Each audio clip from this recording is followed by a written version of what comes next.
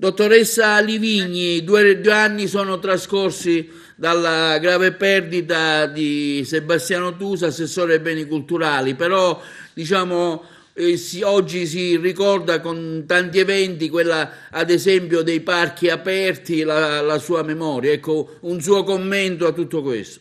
Certo, ma è sicuramente un gesto meraviglioso perché Sebastiano teneva molto a questa possibilità di rendere la cultura fruibile a tutti. Il biglietto gratuito era un suo sogno, lui diceva sempre che in un paese civile non si dovrebbe pagare il biglietto al museo, bensì il museo dovrebbe vivere attraverso un indotto economico che sviluppa il territorio proprio grazie alla presenza del museo.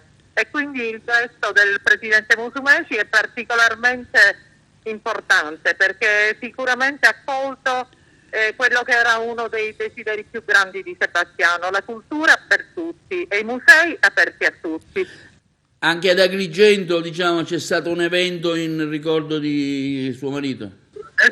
Tutti i musei, i parchi hanno fatto delle visite guidate, dei ricordi per Sebastiano, perché Sebastiano è nel cuore di tutti, ci ha lasciato un insegnamento fondamentale e noi abbiamo il dovere di seguirlo, di portarlo avanti, perché soltanto con la cultura riusciamo a risalire, a creare un dialogo con il mondo e a non creare barriere. Quindi la cultura ci deve aiutare e il suo insegnamento è fondamentale per tutti noi.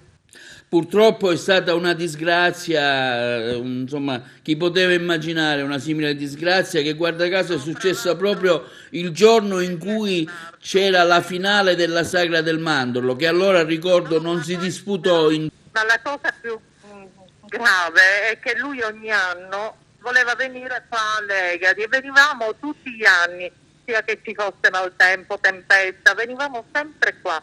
Questo è stato il 19, l'unico anno in cui ha scelto di portare il messaggio della regione siciliana verso i paesi più poveri, più bisognosi di trovare una miglioria attraverso la cultura.